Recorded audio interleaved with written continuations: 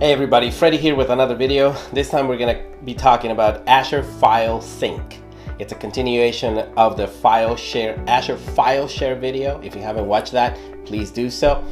So we're going to be talking about what it is, how to use it, when to use it, the parameters that it needs, or that the different options that you have, how to sync files back and forth between servers, locations.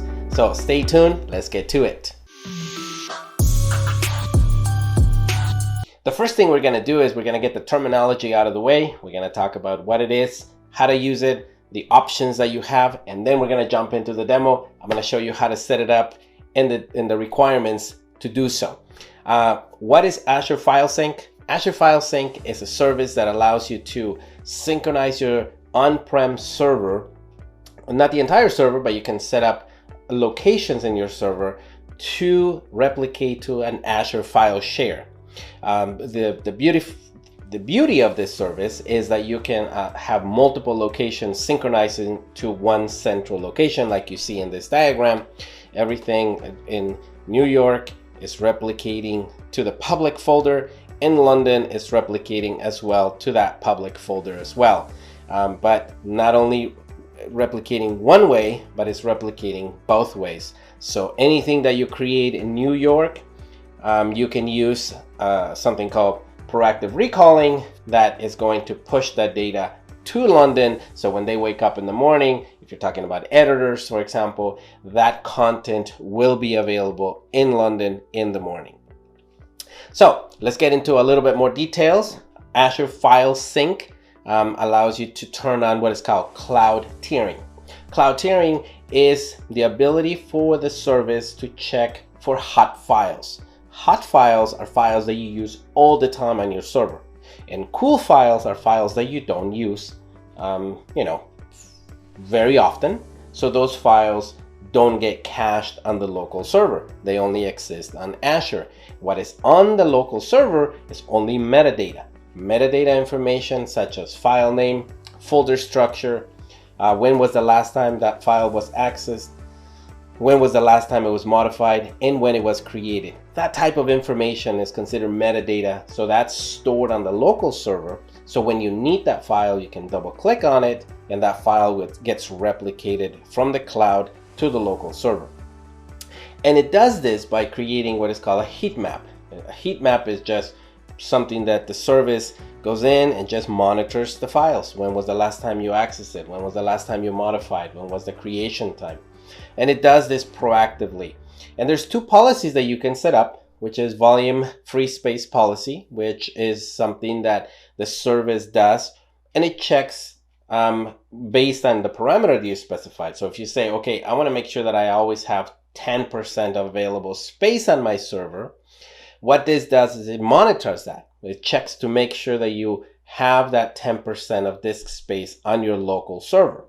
The other thing is the date policy. The date policy is when you set up that policy, you're telling the server, please check for files that have not been accessed in X amount of days, 10 days, 15 days, 30 days.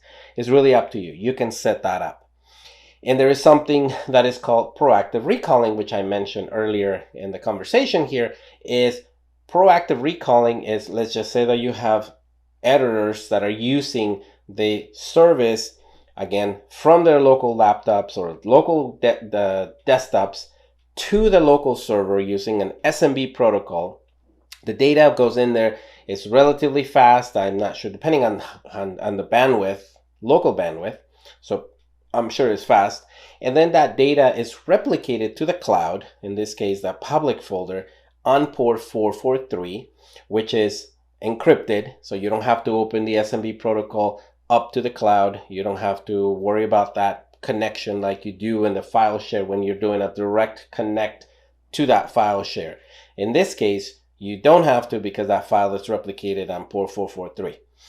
Proactive recalling, what it does is, let's just say you store the data on the New York server. That data is replicated to the cloud.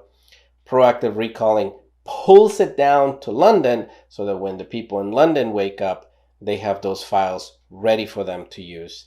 The next thing that we need to talk about is what is the difference between a tiered file and a locally cached file. The tier file is based on this information that we talked about, cloud tiering. A tiered file, the size on the local disk is 0, which means that only metadata information is stored on the local server. It does have attributes that help identify that file, such as the offline attribute and the file attribute recall on data access. Those are attributes that are checked, that are set. So if you have applications that need those files, the applications can check those attributes, and they know that that file is not local on the server, but that file can be brought down to the local server. A locally cached file it's pretty much a file that exists on both local server and also on Azure File Share. There's a way that you can partially tier the content of a file if the file allows it, such as media files, things like that. You can have partially cached files on the local server. There's also something called the low disk space mode, and that is an event ID of 19,000 in the event log. And what that does is, remember the policies that I was talking about? You have one that is called volume free space policy. And let's just say you set 10%. When that threshold is set to 10% and you get there and you get to 9% of free space, then the server goes into what is called a low disk space mode. When the server is in low disk space mode, the proactive tiering is checked every minute. Typically it's checked every hour, but in this mode it's checked every minute. The files are non-persistent. So in other words, when the file is retrieved from Azure File Share down to the server, that is not persisted to disk. It's not saved on the disk. Unless you use a command from the PowerShell CLI called invoke storage sync file recall. That is the only time that file is going to be persisted on disk. But this is based on that volume free space policy that you set up. As I told you before, communication is on port 443, so I decided to show you this so you can see that it is communication going directly to 443 up to the cloud, which is great. You don't have to open the SMB protocol on the firewall. All right, let's get to the demo part. The first thing you got to do is you have to make sure that you have a storage account already created. In this case, from the previous video where I created a storage account and a file share, I have this storage account here. If you haven't done that, you can watch the other video that shows you how to create a file storage or an Azure storage account and a file share as well. So in this case, let me just show you. I already have a storage account called FMD Test Storage, and I have a file share that I called FMD Share. Under the FMD Share, I only have one file, which is called inventory status report.zip, which is 2.85 gigabytes. So that is what I have in this. This is one of the prerequisites that you need to have. You must have a storage account already configured and a file share so that when you start using Azure File Sync, it connects to that file share. Okay, so the next thing we're going to do is we are going to go to Azure File Sync. So I'm going to type it here, Azure File Sync, and it's right here under the marketplace. Click on that. And the first thing it's going to ask you is which subscription you want to use and which resource group. I'm going to put it into a resource group called Storage RG or Resource Group. If you don't have a resource group, watch the other video, because in the other video I show you how to set that up. And you have to give it a name. I'm going to say FMD Sync. I'm going to set it up in Central, because this is where I usually set everything up, Central US. Networking, I'm going to leave it on all networks, which is fine because I'm going to test it. No tags in this case, and create.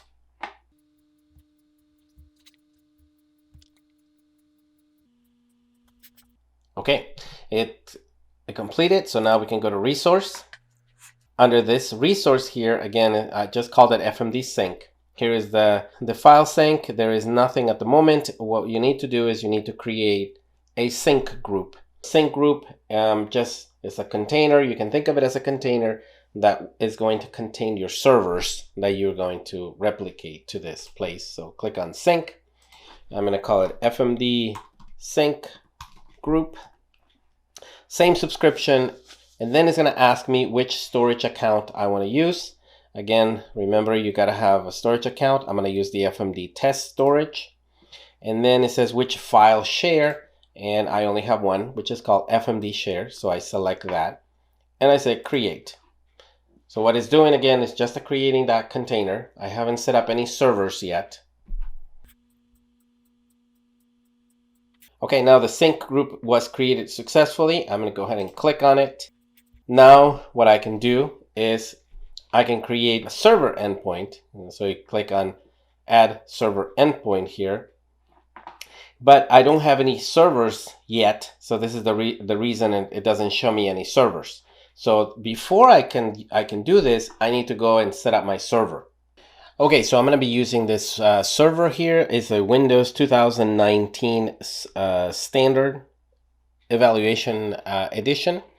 And what I'm going to do is I'm going to download the agent. So I'm going to go here and I'm going to say download Azure File Sync agent. And it's the first hit here from Microsoft.com, which is good. Download. The first one, Storage Sync Agent, MSI. Download. And allow once. And save. View downloads, so there it is. I'm going to run it. Close this. Here's the agent. Next, next, next, and install. And I'm going to pause the video. I'm going to come back when it finishes because it takes a couple minutes. All right, it's finally finished. And now we can click on the finish button here. And what this will do is it will, come on, there you go. It'll update and then it's going to ask us for some information. So let's click OK here. Okay, here we go. So the first thing it's going to ask us is Azure environment, Azure cloud, which is what we want. Azure cloud. It has China as well, and Gov cloud. So let's go ahead and say sign in. So what it's going to do is it's going to ask us to sign in to Azure. The account that you are going to use needs to have the permissions to use this service as a contributor. Otherwise, you're not going to be able to add servers. My account does have that.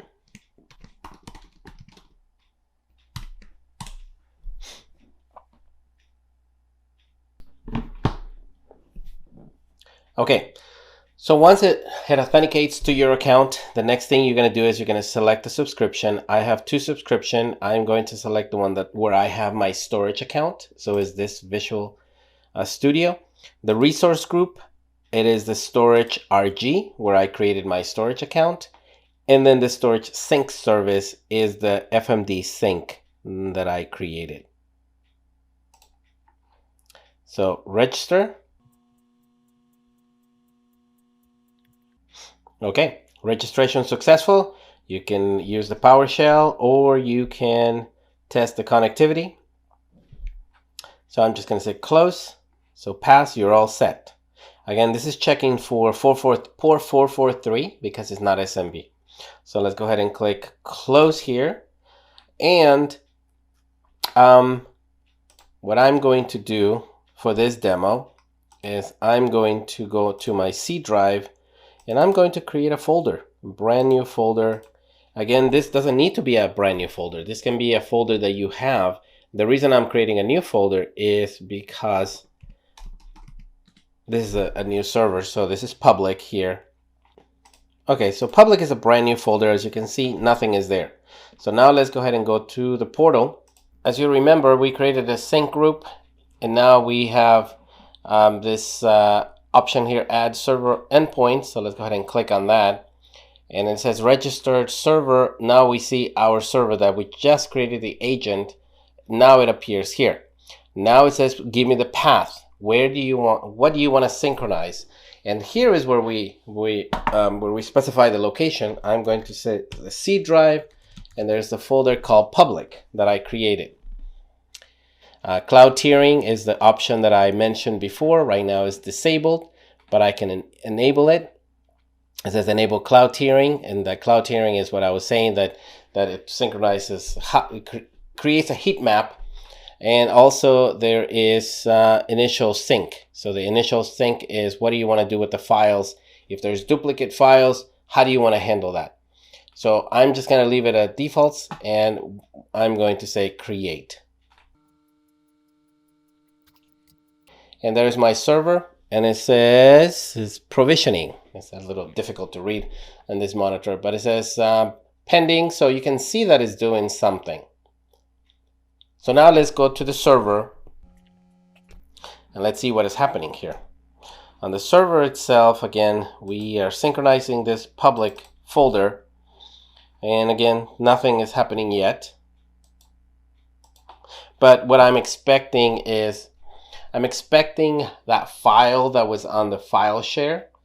I'm expecting that file to appear here, because remember, like I said, there is a two-way communication.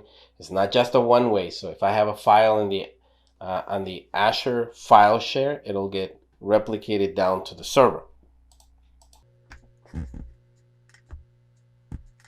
And this one's still pending, and that's the reason why it hasn't done that yet. So I'm going to give it a couple minutes, and then we'll come back.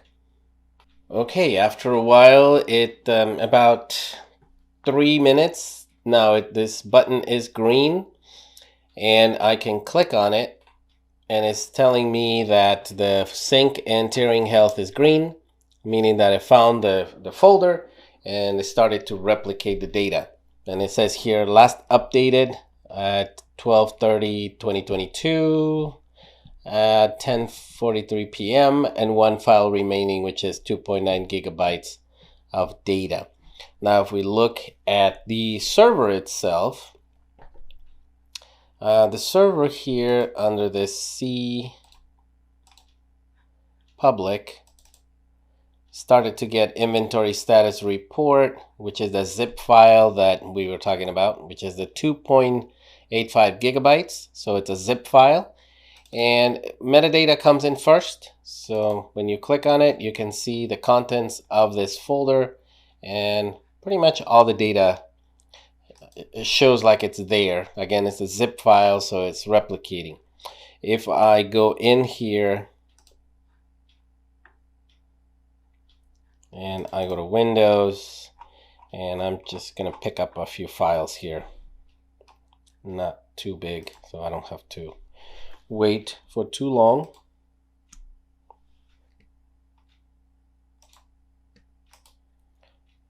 Copy these files, and I'm going to put them on the public folder. Okay, so now let's go to the portal, and let's go to that storage account,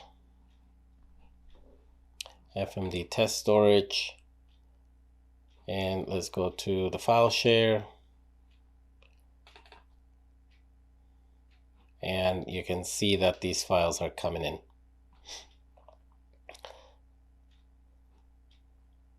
This is that inventory status report file, that the one that I had here. So now the data is being copied over from the server to the share. And again, I can add another server.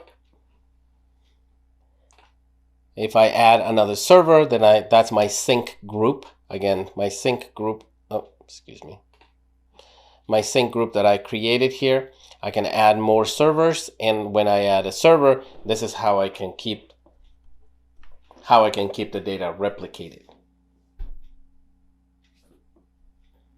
Well, as you can see, File Sync, Azure File Sync is not that difficult to set up.